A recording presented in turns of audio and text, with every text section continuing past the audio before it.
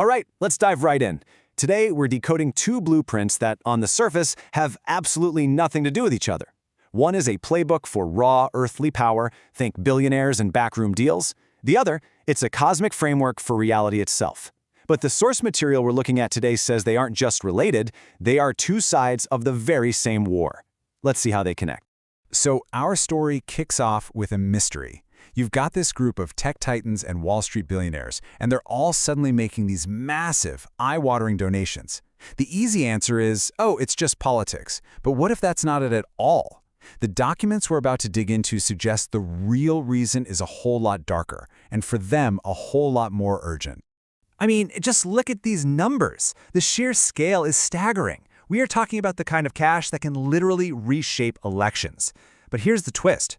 From the sources, the amount of money isn't even the real story. The real story is why this money is moving right now, and what these people are allegedly trying to buy with it. Let's just park on that top number for a second. $277 million from one guy. Now, the source material argues this isn't just a simple donation. A number this huge is a signal flare. It's a sign of extreme, almost desperate urgency. And bam, it's not a one-off. Here's another for almost $200 million. The documents lay this out as a crystal clear pattern, a massive, coordinated financial push. So it leads to the big question. If this isn't about winning an election, what on earth are they so afraid of? And this is the absolute core of it. The sources are emphatic. Forget right versus left. Forget Democrats versus Republicans. That is all supposedly a cover story. The real reason this money is flying around, according to this material, is much more primal. It's about survival. Okay, so that brings us to the first big concept from the sources. They call it birds of a feather. And the idea is pretty simple. These powerful people, who might look like enemies in public, are all secretly part of the same flock, and they're bound together by a shared, hidden weakness. This quote from the source material just lays it all out there. The political drama we see every day, that's just a mockingbird shield. A big, loud performance designed to keep us looking the other way. Because behind the curtain, the real allegiance isn't to a political party, it's to something they call the Island Code. So let's open up the case file the sources have put together. First up, the founders of Google. You know them as tech visionaries. But these documents point to a hidden connection. And here it is. Both of them were subpoenaed over alleged connections to Jeffrey Epstein and JP Morgan. The sources go on to claim that dozens of shell companies were used, allegedly, to hide just how deep their involvement really was. Next on the list, the guy at the top of our donor chart, a man who is constantly in the spotlight. But again, the source material points to a connection that's happening way, way outside the public view. And what's the bond? The claim is that his name pops up in unsealed flight manifests and schedules, flagging him for potential trips to Epstein's Island. The file keeps going. Next up is another giant of tech and media. And for this one, the sources point to something really recent. They claim his name just surfaced in newly unsealed communication logs, tying him into the very same circle. So you see the pattern. All these alleged connections keep pointing back to this one idea, the Island Code. The sources define this as way more than just a shared secret. It's a shared blueprint, a manual for mutual protection.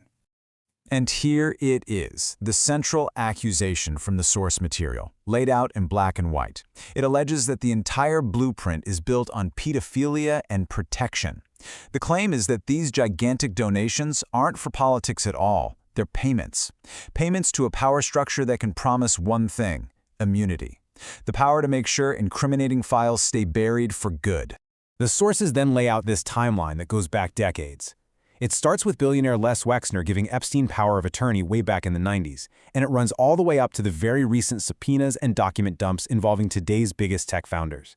It's meant to paint a picture of a protected operation that's been running for a very long time. Now, one of the weirdest pieces of evidence cited is something called the Birthday Book. It's a 238-page scrapbook filled with personal, handwritten notes.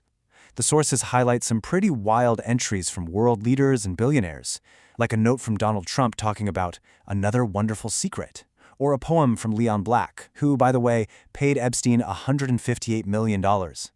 This whole thing is presented as proof of this cozy, protected inner circle. Okay, now, to really get what the sources are saying about the Island Code, you have to be willing to take a huge leap with me. we have to shift our entire perspective and look at a second blueprint. This one has nothing to do with controlling people. It's about understanding reality itself. It's a cosmic framework, and this is where everything is supposed to connect. So this second framework says reality is basically a tug-of-war. On one side, you have the messy, chaotic, dense material world. The source calls it clay. This is the age of cosmic decline. But on the other side, there's a perfect, eternal order, like a master file for all of creation.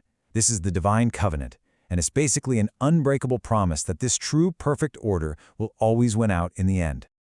So what's the big problem in our era, according to these sources? It's something they call the inversion. It's what happens when all the temporary noise, the fears, the secrets, the drama of the material world, that clay, gets so loud that we start thinking it's the truth. We completely lose the signal from the eternal blueprint.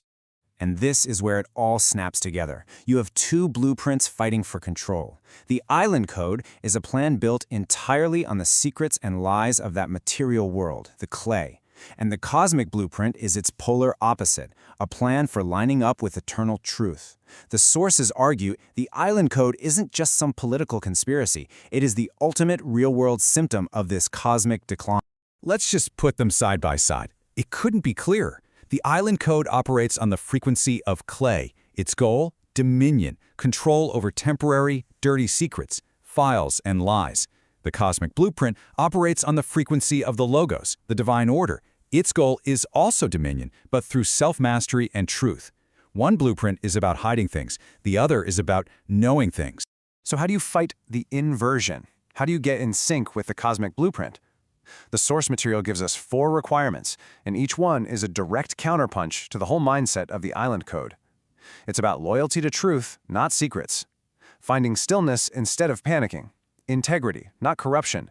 And realizing power comes from within, not from controlling others. And that's what this all boils down to. The final question these sources leave us with. We've been shown 2 completely different operating systems for reality. One is based on controlling the static and the noise of the clay. The other is based on tuning into an eternal signal. So the challenge is to just look around and ask yourself, which blueprint do you see running the show?